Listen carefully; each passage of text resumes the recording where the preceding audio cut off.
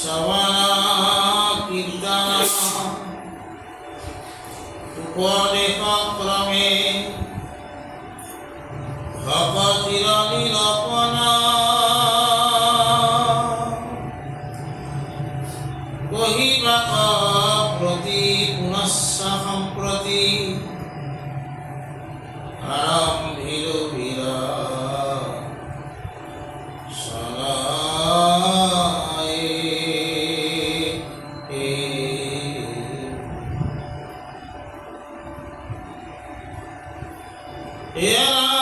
দুৰ্বাসনা মুখ্য বীজ সংহাৰ যতেক অনৰ্থ সয়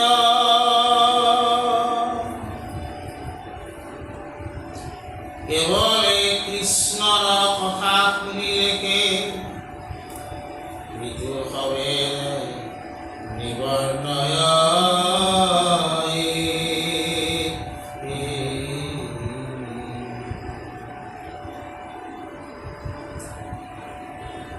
ৰাম ভকত জনৰ পৰম সুহৃদ উপকাৰী ভগৱন্ত তানে গুণগান শুনন্তে আখিয়া হৃদয় তপবে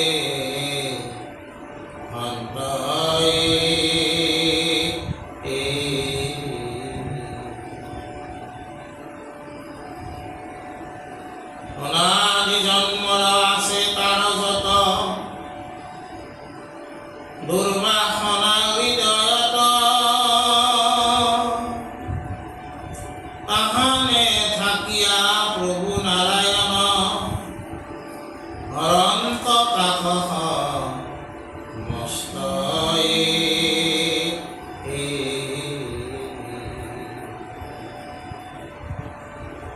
আজি আমাৰ শ্ৰৱণ বিৰচনা এইটো চতুৰ্থ বিৰচন মুঠতে 13টা বিৰচন আছে আজি আমি চতুৰ্থ বিৰচন আৰম্ভ কৰিছোঁ শ্ৰৱণ মানে শুনা আৰু শুনা আৰু গোৱা অৰ্থাৎ শ্ৰৱণ আৰু কীৰ্তনে ভক্তি ধৰ্ম কি কৰে নিৰূপণ কৰে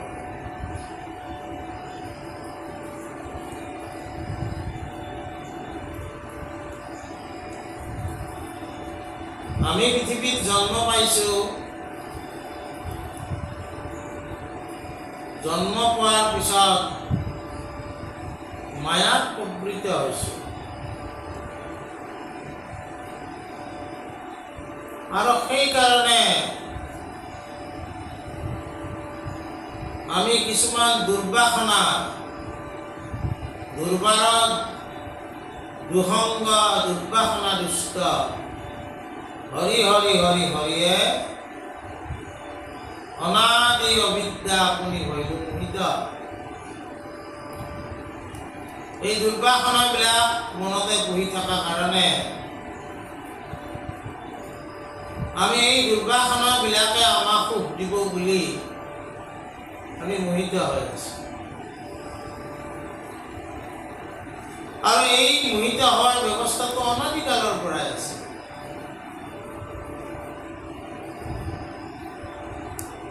গতিকে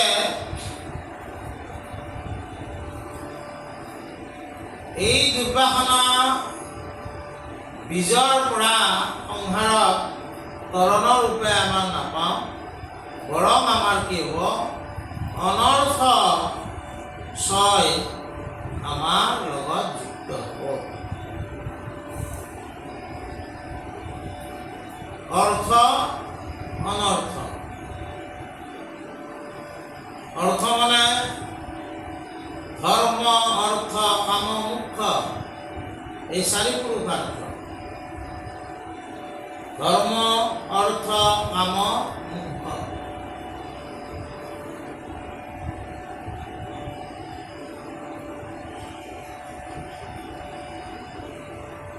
এই চাৰি পুৰুষাৰ্থৰ যিটো অৰ্থ বুলি পুৰুষাৰ্থ আছে, এই অৰ্থ মানে কি? যাৰ মূল্য আছে সেয়া হ'ল অৰ্থ, আৰু যাৰ মূল্য নাই সি অনৰ্থ।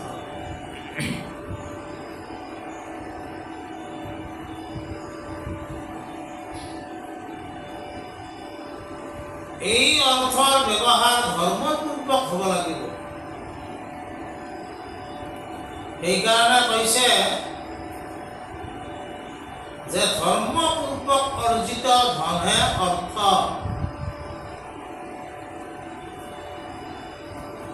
ধৰ্ম নোহোৱাকৈ যি অৰ্জিত ধন সি অনৰ্থ।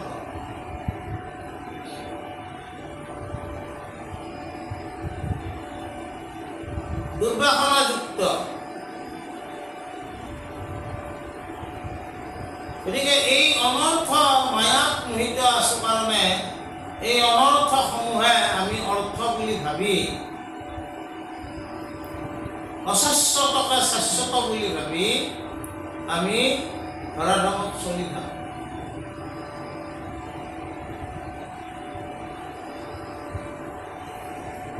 কথা শুনিলেকে গুছে মনৰ সংশয়, কৃষ্ণৰ সেৱাতো ৰতি দেৱে সেৱালয়। জানি হৰি কথা শুনা মহন্তৰ মুখে, বোলা ৰাম ৰামদেৱে কৰিবাহা সুখে। সেইকাৰণে আজি আমাক ৰত্নাৱলীয়ে কি কৈছে? যে কেৱল কৃষ্ণৰ কথা শুনিলেহে এই অনৰ্থসমূহ আমাৰ পৰা গুচি যাব।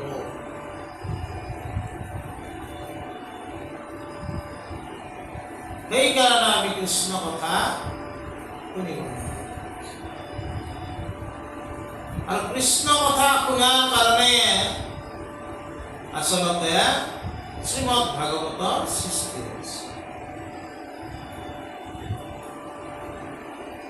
তাৰপিছত কি কৈছে? যে আমাৰ এটা কথা আছে কি, ভকতিৰ বীজ শৰণেকে নিজ, প্ৰেম আনন্দে তাৰপ, শৰণ বিনায় ভকতি কৰায়, আৱা ভকৰ যেনজন। সেইকাৰণে আমাক কৈছে কি, শৰণৰ বীজটো ক'ত থাকে? ভক্তিত থাকে। ভক্তিৰ বীজটো ক'ত থাকে? শৰণত থাকে।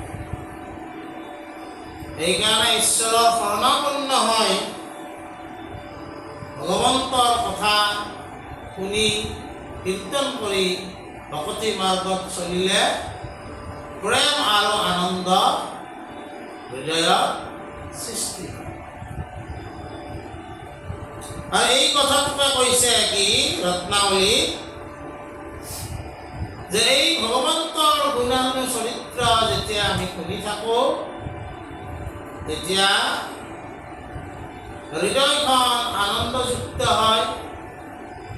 আৰু হৃদয় যদি আনন্দযুক্ত হয়, হৃদয়ত ভগৱন্তৰ প্ৰৱেশ হয়। বুজা নাই? কৃষ্ণ শব্দটোৱে কি বুজাইছে? আনন্দ।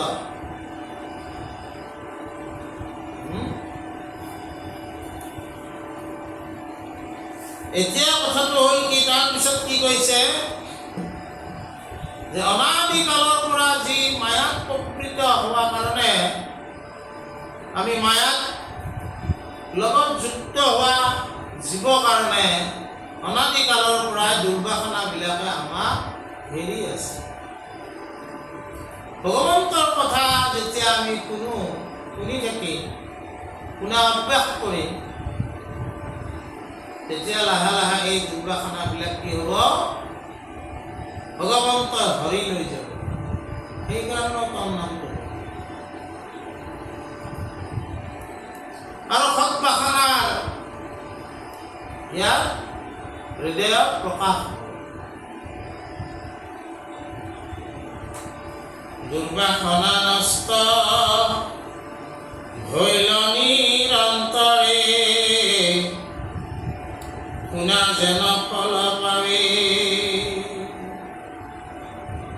মহন্ত খবৰ আত্মাৰূপে হৰি প্ৰকাশন্ত স্বভাৱে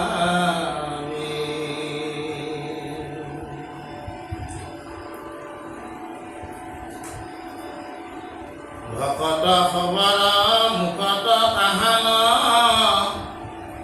কথায়ে হন্ত অমৃতা তাক শ্ৰদ্ধা কৰি কৰ্ণাঞ্জলি ভৰি পিয়জিতু পতি নিতা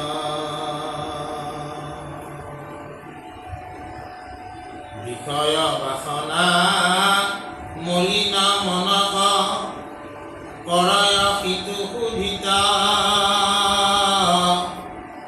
কৃষ্ণৰ অভয় চৰণ পদ্মৰ পাৱয় গয়া অনিতা এইদৰে যেতিয়া আমাৰ দুৰ্বাসনা কৃষ্ণ কথা শুনোতে নোহোৱা হ'ব তেতিয়া আমাৰ হৃদয়ত ভগৱন্তই আমাৰ যি আত্মাৰূপে আছে তেওঁ কি হ'ব প্ৰকাশ হ'ব ঈশ্বৰে আত্মাৰূপে আমাৰ হৃদয়ত আছে যদিও আমি তাক প্ৰকাশ হ'বলৈ দিয়া নাই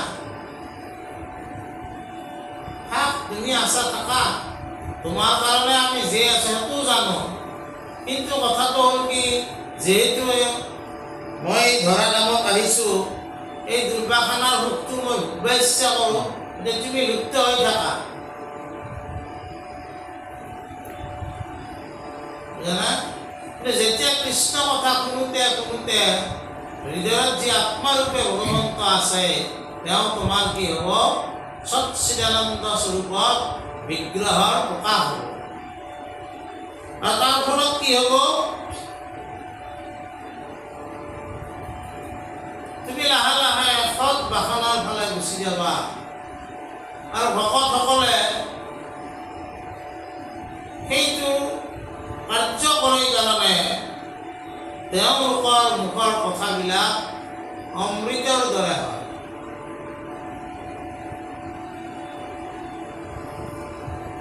ভক্তসকলৰ কথাবিলাক হৃদয়ত যেহেতু তেওঁলোকৰ সচ্চিদানন্দ আনন্দ বিগ্ৰহ প্ৰকাশ হয় আনন্দত থাকে গতিকে আনন্দত থকা লোকৰ কথাবিলাক কি হয় অমৃতৰ দৰে হয় মন শুদ্ধ হ'লে বুদ্ধি শুদ্ধ হয় বুদ্ধি শুদ্ধ হ'লে জ্ঞান শুদ্ধ হয় জ্ঞান শুদ্ধ হ'লে চিত্ত শান্ত হয় বুজা নাই আৰু চিত্ত শান্ত হ'লে তেওঁ সকলোৰে মংগলময় কথা তেওঁ মুখেদি ওলায় আৰু অমংগলৰ কথা তেওঁ মুখেদি নোলায় তেওঁ যি মুখেদি ওলায় সি কি হয় অমৃত হয় যি অমৃত কাক কৈছে যে মৃত নহয় তেওঁৰ কথাই কাকো কি নকৰে মৃত নকৰে অমৃত কৰে বুজি পাইছা তাৰপিছত সেইকাৰণে আমাক কৈছে তেনেকুৱা ভকত মহন্তৰ কথা আমি সদায় শুনিব লাগে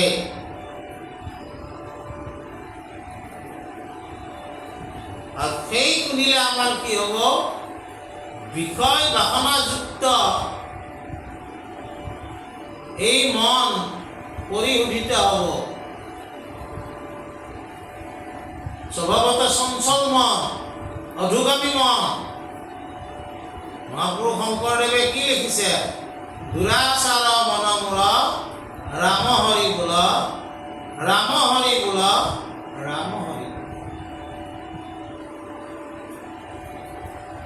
মনটোক দুৰাচাৰ বুলি কৈছে আৰু লিখিছে বৰ বৰগীত মন মেলি ৰাম চৰণে লাগো তই দেখনা অন্তক আগো।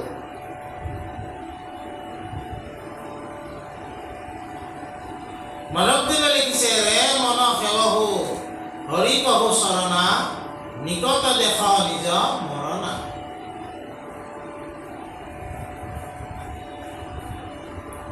মনক লৈ বহু কথা লিখা হৈছে। এই মনটো সংহতিত ৰূপত কেতিয়া আমি গঢ়ি তুলিব পাৰিম? যেতিয়া আমি কৃষ্ণ কথা শ্ৰৱণ কৰিম, কৃষ্ণ কথা আমি কীৰ্তন কৰিম। আৰু তেতিয়া এই বিষয় বাসনা বিলাক আমাৰ মনৰ পৰা যেতিয়া গুচি যাব, তেতিয়া মলিন মন স্বচ্ছ মনলৈ পৰিৱৰ্তিত হ'ব। স্বচ্ছ মনলৈ পৰিৱৰ্তিত হ'লে কি হ'ব? আমি নিজে নিজে শুদ্ধিত হ'ব পাৰিম। আৰু শুদ্ধিত হ'লেহে কৃষ্ণৰ অভয় চৰণত আমি নিকট চাপিব পাৰিম।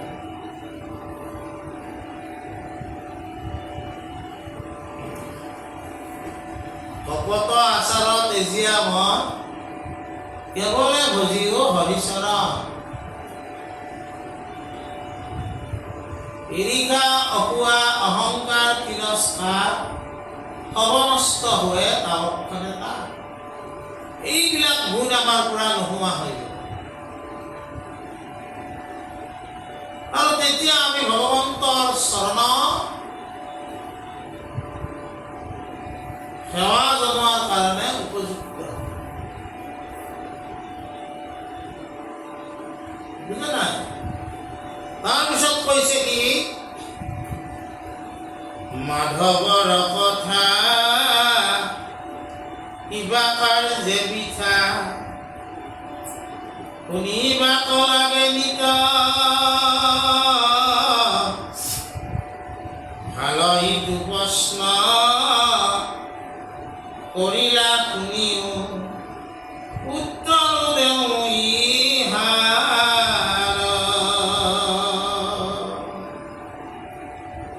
স্বধৰ্মত বুদ্ধি যদি হয় অশুদ্ধি তথাপি কথা যাৰ যে নধৰ্ম সুনিশ্চিত ভাৱে বুলিবা সংশয় স্বধৰ্মে পাৰয় ইমান কাৰ্যে সাধিত। মাধৱৰ কথা কিবা কাৰ্যে বিথা শুনিবাক লাগে নিত।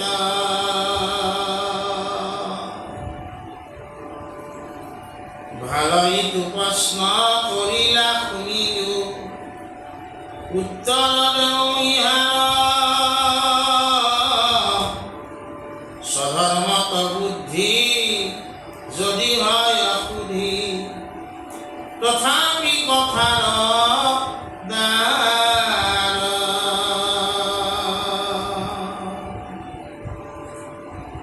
যাৰ যে নধৰ্ম সুনিশ্চিত ভাৱে আচৰয় শুদ্ধমতি তথাপিতো যদি ঈশ্বৰ কৃষ্ণৰ কথাত নকৰে ৰতি।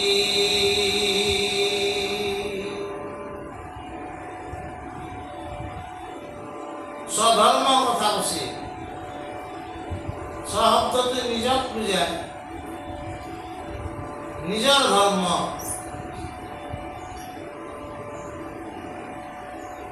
বা নিজৰ কৰ্তব্য।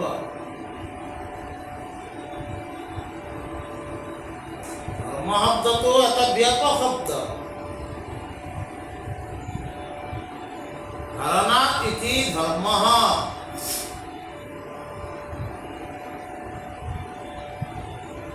যিয়ে যি ধাৰণ কৰি আছে তাৰলৈ সেইটোৱে ধৰ্ম।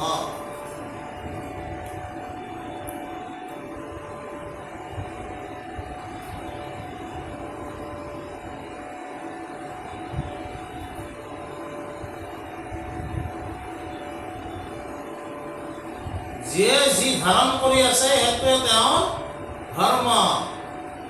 ধাৰণাত ইতি ধৰ্ম।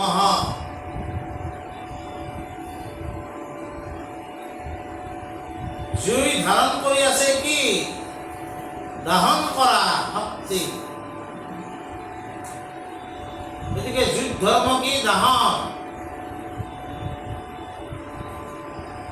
অগ্নিৰ ধৰ্ম কি? দাহন।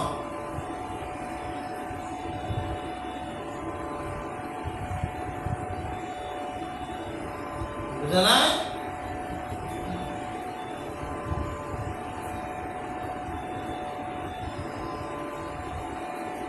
একেদৰে তাৰমানে মনুষ্যৰ ধৰ্ম কি? মনুষ্যত্ব অৰ্জন।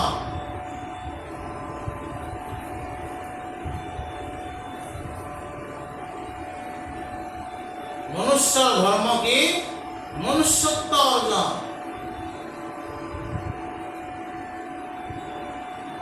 স্বধৰ্ম কি? নিজৰ ধৰ্ম, নিজৰ কৰ্ম বা কৰ্তব্যৰ দায়িত্ব।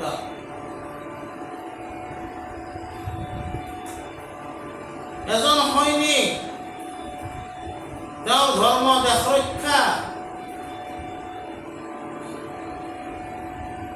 সৈনিকজনৰ স্বধৰ্ম কি? দেশৰ হকে যুদ্ধ কৰা, দেশক ৰক্ষা কৰা। পুত্ৰৰ ধৰ্ম কি? পিতৃ মাতৃৰ সেৱা কৰা।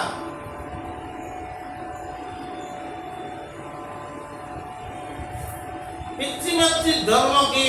নিজৰ সন্তানক উপযুক্ত কৰি তোলা।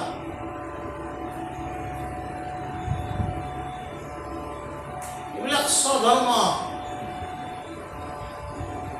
প্ৰত্যেক মানুহে নিজৰ নিজৰ ধৰ্ম, স্বধৰ্মবিলাক যদি উপযুক্ত কৰ্তব্য নিষ্ঠাৰে পালন কৰে, তেতিয়াহ'লে পৃথিৱীখনত এনে শান্তি বিৰাজমান কৰে। ৰজাৰ স্বধৰ্ম কি? প্ৰজা আৰু অন্ন।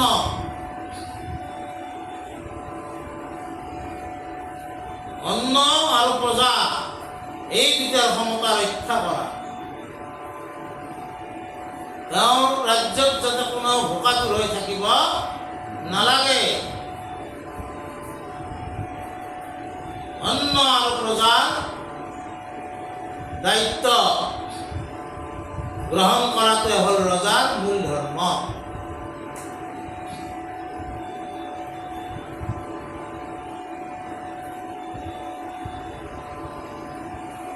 এদিনাখন কৌটিল্য বা চাণক্যৰ শিষ্য আছিল সমুদ্ৰগুপ্ত, চন্দ্ৰগুপ্ত। বুজা না?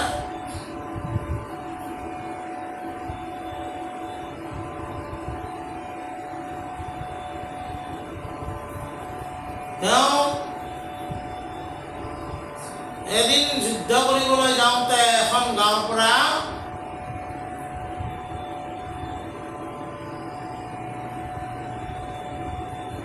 অন্ন গ্ৰহণ কৰিছিল। কৌটিল্যই যুদ্ধ কৰি অহাৰ পিছত সম্ৰাটক মাতি নিছিল, সুধিছিল, তুমি যে সেই গাঁওখনৰ পৰা অন্ন লৈছা, কি বুলি ভাবিছা? সেইটো দান না দক্ষিণা?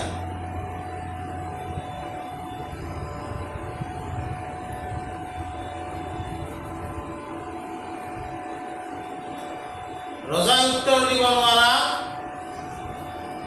শিষ্যজনক কৈছে, তুমি বুজাই দিয়া দান আৰু দক্ষিণা কাক বোলে? তেতিয়া শিষ্যজনে কৈছে, সামাজিক মূল্যবোধ ৰক্ষা কৰাৰ ক্ষেত্ৰত যি খৰচ কৰা হয় তাকে হয় দান বুলি কৈছে। অপাত্ৰক দানো দিব নালাগে। দান কচি সামাজিক মূল্যবোধ ৰক্ষা কৰাৰ ক্ষেত্ৰত যি ধন খৰচ কৰা হয় তাকে দান বুলি কৈছে। দান যাকে তাকে দিলে কি সেই ধনৰ অপব্যৱহাৰ হ'ব। এই সামাজিক মূল্যবোধ ৰক্ষা কৰিব পাৰিব কি নোৱাৰিব? তেনেকুৱা ক্ষেত্ৰতহে দান দিব দিছে। আৰু দান বহুত আছে, অভয় দান, মহাদান, সেইটো বেলেগ কথা। আৰু দক্ষিণা কোনো এজনৰ সেৱাৰ বিনিময়ত যিটো দিয়া হয় তাকে কি বুলি কৈছে? দক্ষিণা। দান আৰু দক্ষিণাৰ মাজত পাৰ্থক্য আছে। দান লওঁতাজনে সামাজিক মূল্যবোধ ৰক্ষা কৰিব লাগিব, কিন্তু দক্ষিণা লোৱাজনে তেওঁৰ নিজৰ নামত সেইটো খৰচ কৰিব পাৰিব, কাৰণ তেওঁ সেৱা কৰিছে। সেৱাৰ বিনিময়ত কি হয়? দক্ষিণা। কিন্তু মই যদি কাৰোবাৰ পৰা দান গ্ৰহণ কৰিছোঁ, সেই দানেৰে সামাজিক মূল্যবোধ মই ৰক্ষা কৰিব লাগিব। আজি সমাজত কিয় কিছুমান কথাৰ অৱক্ষয় হৈছে যে আমি মানুহবিলাকৰ পৰা দান গ্ৰহণ কৰিছোঁ, কিন্তু সামাজিক মূল্যবোধ আমি ৰক্ষা কৰিব পাৰিছোঁ কি নোৱাৰিছোঁ তাৰ কিন্তু পৰ্যালোচনা আমি কৰা নাই। তুমি তোমাৰ নামত খৰচ কৰিব পাৰিবা কেৱল দক্ষিণাটোৰে, দান কিন্তু তোমাৰ নামত খৰচ কৰিব নোৱাৰিবা। দান সমাজৰ নামত খৰচ কৰিব।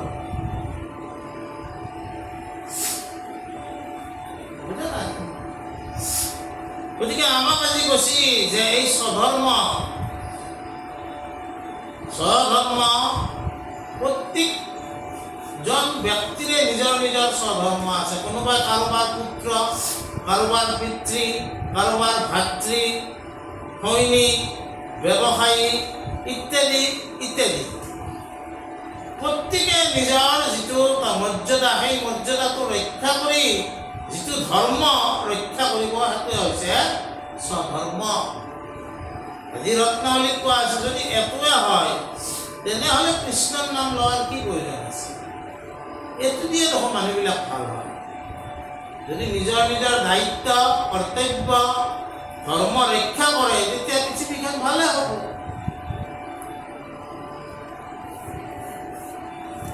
ভূপেন হাজৰিকাই গীত গাইছিল, ব্যক্তি যদি ব্যক্তিকেন্দ্ৰিক, সমষ্টি যদি ব্যক্তিত্বৰহিত। একে কথা। ব্যক্তিকেন্দ্ৰিক হলে হ'ব নেকি সমাজ ভাল? আৰু সমষ্টি, সমাজখনেও যদি ব্যক্তিত্বক গুৰুত্ব নিদিয়ে তেনেহ'লে সমাজ কেনেকৈ আগবাঢ়িব? কি সুন্দৰ কথা ভূপেন হাজৰিকাই আমাৰ সুধাকণ্ঠ, আমি যাক সদায় স্মৰণ কৰিব লগা ব্যক্তি, তেওঁ কি সুন্দৰ কথা কৈ গৈছিল। ব্যক্তি যদি ব্যক্তিকেন্দ্ৰিক, সমষ্টি যদি ব্যক্তিত্বৰহিত।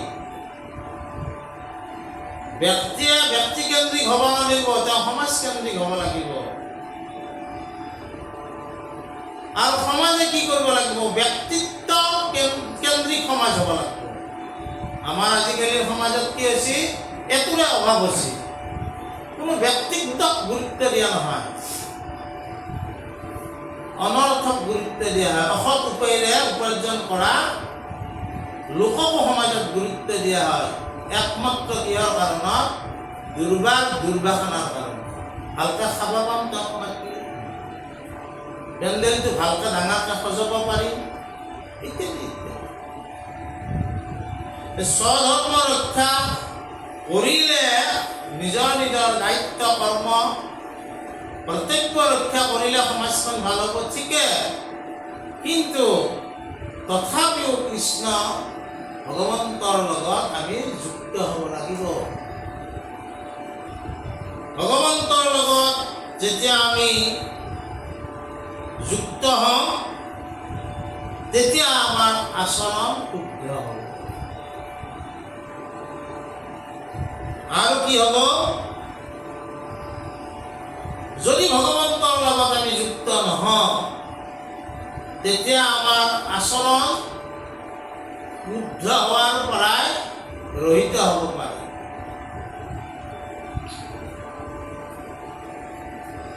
সমৰ্পণ ইত্যাদি কথা আমাৰ মনত নাহিবও পাৰে।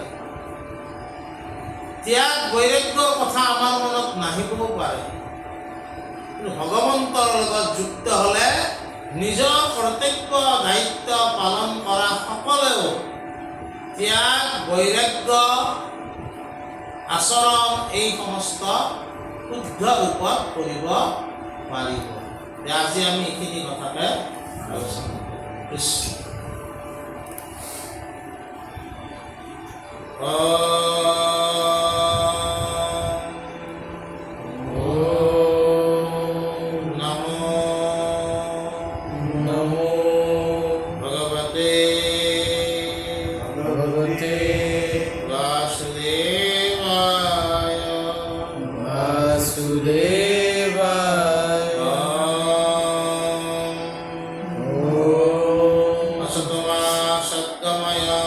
असतमा सद्गमय तमसमा ज्योतिर्गमय मृत्युर्मा अमृतं गमय मृत्युर्मा अमृतं गमय